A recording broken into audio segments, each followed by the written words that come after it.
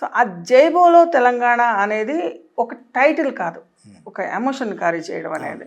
But మీలో ఆ సంఘర్షణలు ఎందుకంటే మీకు మీరు ఒక ఉద్యమకారుడు.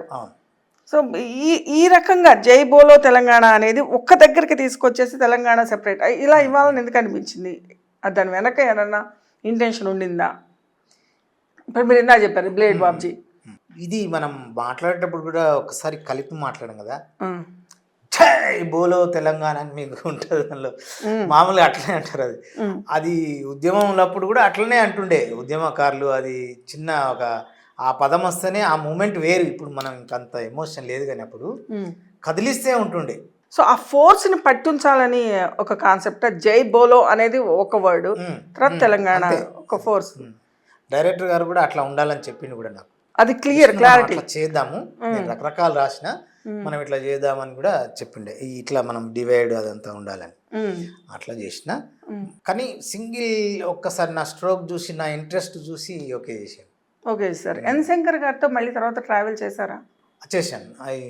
ఒకటే మళ్ళీ తర్వాత ఒక సినిమాని తీశాడు. చాలా ఎమోషన్స్ ఒక రకంగా సీరియస్గా తీసుకుంటే ఆంధ్ర తెలంగాణ మూమెంట్ ఏదైతే డివిజన్ ఉందో తెలంగాణ మూమెంట్లో, అది ఎక్కువగా ఎంటర్టైన్మెంట్ సెక్టార్లో కూడా సినిమా ఇండస్ట్రీ మీద కూడా పడింది. అవును. ఎప్పుడైతే మీరు జైబోలో తెలంగాణ అని మీరు అన్నారో, ప్రొడ్యూసర్స్ ఆంధ్ర అయినప్పుడు తెలంగాణ ఆర్టిస్ట్ అనేది మీరు బయటకి చెప్పుకున్నప్పుడు, ఉద్యమకారుడికి చెప్పుకున్నప్పుడు మీకేమైనా చేదు అనుభవాలు ఎదురైనాయా? మనం ఆ సినిమా చేస్తున్నప్పుడే చాలామంది వేరే ఎందుకు ఇప్పుడు మళ్ళీ ముద్ర పడుతుంది కదా అని చాలామంది అంటుండే. నాకు అవసరం లేదు, ఇప్పుడు నాకు ఎప్పుడు కూడా నేను ప్యూర్గా నేను ఫస్టే వరంగల్ అని చెప్పేవాడిని. ఎవరు అడిగినా నాకు ఎక్కడ ఆటంకం రాలే. ఒక డిజైనర్గా, టెక్నీషియన్గా నాకు ఎక్కడ అది రాలే, ఎంకరేజ్మెంటే ఉంది.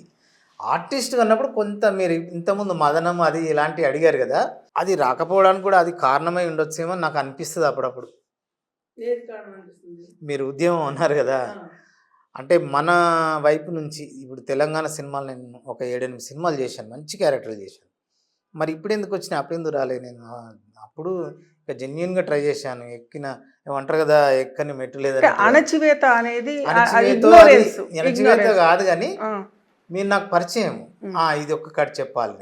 నేను ఎప్పుడు నా దృష్టిలో ఏముంటుందంటే, ఇండస్ట్రీలో పరిచయం ప్రథమ స్థానంలో ఉంటే ప్రతిభ ద్వితీయ స్థానంలో ఉంటుంది. ఇది యాక్టింగ్ విషయంలో జరిగింది. మనోడే రాని మనోడేరా విష్ణు రాని వివరా అనేది ఒకటి ఉంది. అది అంటే అది బ్యాడ్ అంటలేను నేను, జనరల్గా ఉంటుంది అంతే, అది అంతేగా. అందుకోసం నాకు టెక్నీషియన్గా ఎక్కడ ఇబ్బంది రాలేదు. ఆ యాక్టింగ్ అనేసరికి కొంత ఇబ్బంది వచ్చింది, అవకాశం రాలేదు, ఇబ్బంది రాలేదు, ఎక్కువ అవకాశాలు రాలేదు. ఇప్పుడు ఇవాళ రోజున ముద్ర అంటే జనాల మనసులో ముద్ర పడేలాగా ఒక రకమైన ఆర్ద్రమైన పాత్రని బాపు సినిమాలో మీరు పోషించారు. అంటే మోరల్లీ దాంట్లో ఒక మెసేజ్ కూడా ఉంది యాక్చువల్గా. అంటే ఒక సూసైడ్ చేసుకోబోయే, అంటే అన్ని పరిస్థితులు కుంగతీస్తున్నప్పుడు మనిషిని, ఇంకా అది తప్ప చావు తప్ప గత్యంతరం లేదు అన్న సమయంలో ఒక ఆతృత, ఎక్కడ స్నేహితుడు చనిపోతున్నాడో, అరే ఎందుకురా వేరే ఉన్నాయి నేను చూసుకుంటాను రా, మనం వేరే చూసి బతకొచ్చురా అనే దీన్ని ఒక ఫ్రెండ్కే ఇవ్వలా, మీరు హోల్ సొసైటీకి ఇచ్చారు మీరు. అది అంటే ఇంకొక అవకాశం ఉంటుందిరా అనేది.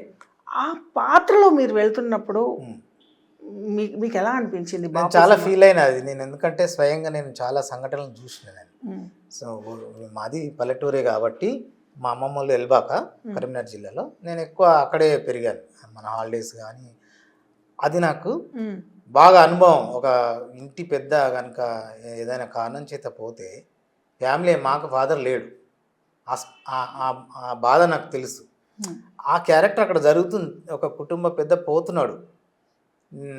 నాకు డైలాగ్ చెప్పినప్పుడు నేను కొంచెం యాడింగ్ చేసుకొని చెప్పిన. అది ఓకే ఏంటంటే, అరే మళ్ళా ఆగురా ఆగురా, పైసలు పోతే ఇలా పోతే రేపు సంపాదించుకోవచ్చురా, పానం పోతే తాదురా, ఆగురా నీ దండం పెడతా బాంచన, ఆగురా ఆగురా. అయ్యో మళ్ళా ఎంత పని చేసినవురా